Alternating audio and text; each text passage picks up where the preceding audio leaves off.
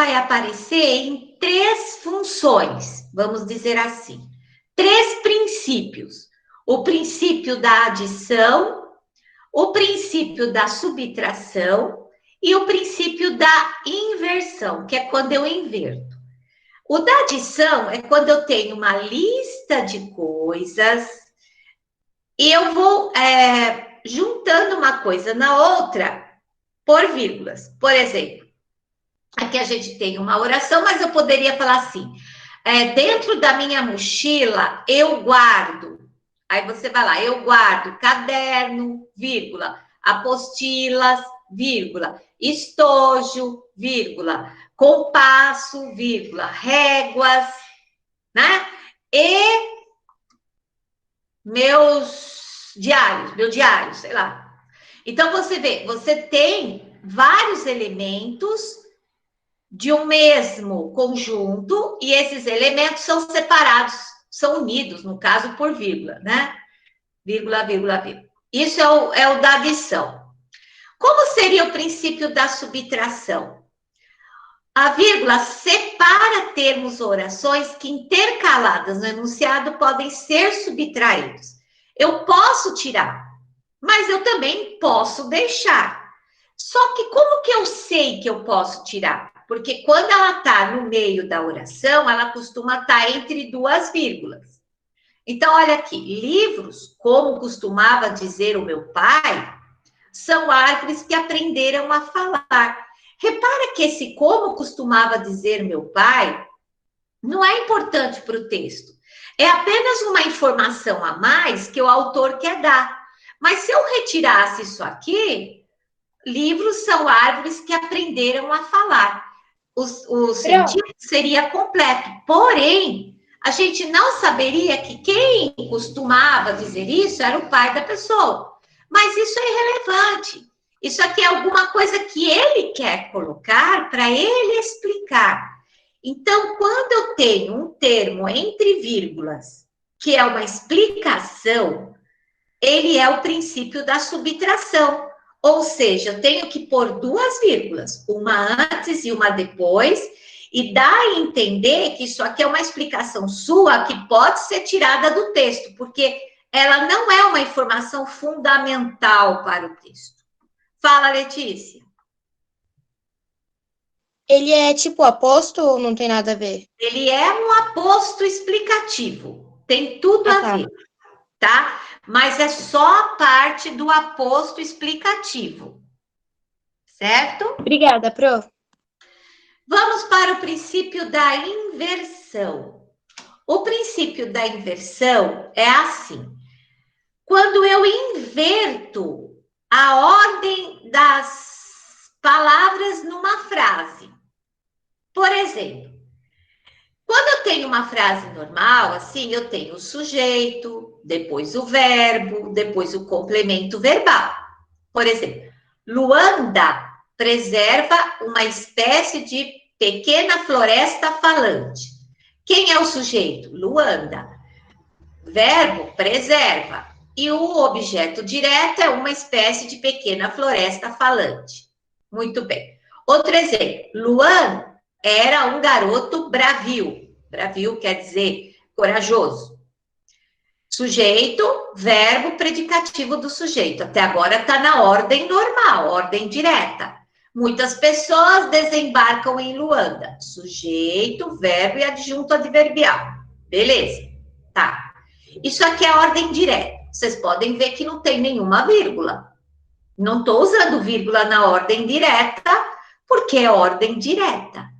Mas suponhamos que eu queira inverter algum elemento aqui.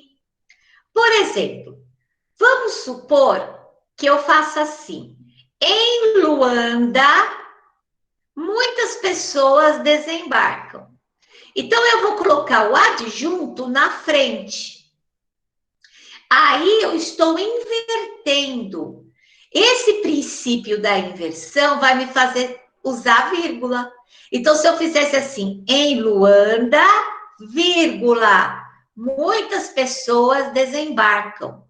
Ou, em Luanda, vírgula, desembarcam muitas pessoas. Então, se eu desloco um termo de lugar, eu vou deslocar com vírgula, seja no começo, seja no meio. Olha aqui um exemplo. As pessoas costumam ter mais apetite no inverno. Então, esse termo no inverno, eu tenho ele no final, certo?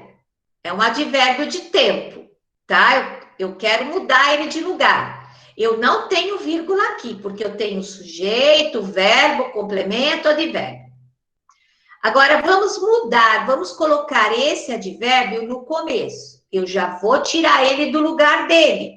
O lugar dele normalmente é no final, mas eu não quero que ele fique no final. Então, eu quero dar uma atenção para ele.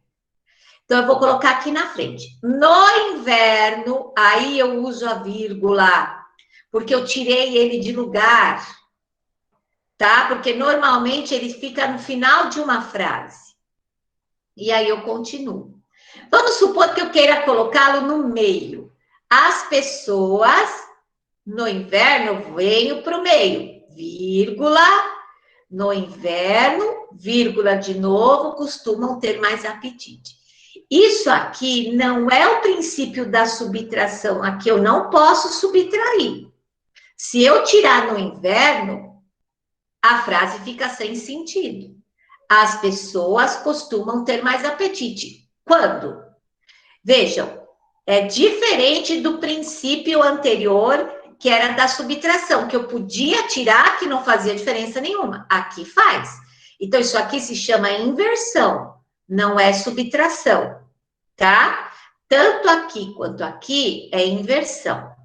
Pro, por que a gente muda de lugar? Por que não é sempre na ordem direta, que não precisa de vírgula nem nada?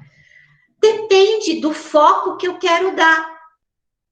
Se eu quero chamar atenção para o tempo que acontece, eu começo com ele na frase. Eu começo com advérbio. O lugar do advérbio nunca é no começo, é no fim. Mas se eu estou começando com advérbio, é porque eu quero destacar o advérbio. Então, eu quero destacar quando as pessoas costumam ter mais apetite. Aqui, eu estou focando nas pessoas. Tá no começo. Aqui, eu estou focando nas pessoas e no tempo. Olha aqui, no meio. Então, onde eu coloco o meu advérbio, eu estou querendo dar destaque, estou querendo chamar a atenção do meu leitor. Tá? Isso é tudo pensado para ser feito. Num texto, numa redação. Certo? Então, esse é o princípio, esses três princípios são importantes. O princípio da adição, o da subtração e o da inversão.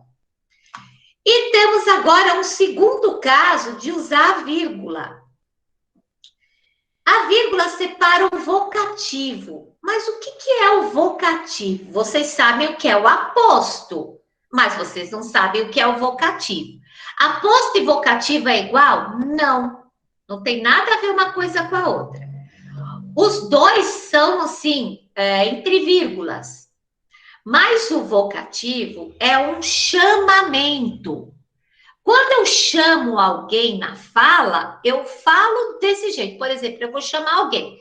Então, eu vou chamar assim, eu vou falar, Mariana, tudo bem com você? E aí, Bruno? E aí, Leonardo, melhorou o seu celular? Melhorou a imagem? Veja bem, eu chamo a pessoa, a minha voz fica diferente. Agora, na escrita, como é que eu vou mostrar que eu estou chamando alguém? Eu vou usar a vírgula.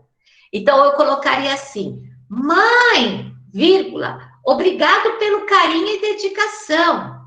Obrigado, mãe, pelo carinho e dedicação. Repare que, quando eu chamo uma pessoa, ou eu quero me dirigir a esta pessoa, eu ponho a vírgula, porque isso se chama vocativo. Tá? Vocativo, nem sempre ele faz parte do sujeito, tá? O vocativo, ele é um chamamento, e não é um sujeito, ele é um chamamento. Eu estou chamando alguém, eu posso chamar no sujeito. Normalmente, eu vou usar isso em diálogo. É diálogo que eu vou usar. Então, quando eu tenho um diálogo, eu vou chamar alguém para esse diálogo, eu vou chamar o nome dela. E isso se chama vocativo, e ele é separado por vírgula na escrita, porque eu preciso mostrar que eu estou chamando. Se eu não tivesse uma vírgula aqui, ficaria tão esquisito. Mãe, obrigada pelo carinho e dedicação. Mãe, obrigada pelo carinho e dedicação. Obrigada, mãe, pelo carinho e dedicação. Repara que o mãe tem que ter uma paradinha. Mãe, obrigada pelo carinho e dedicação.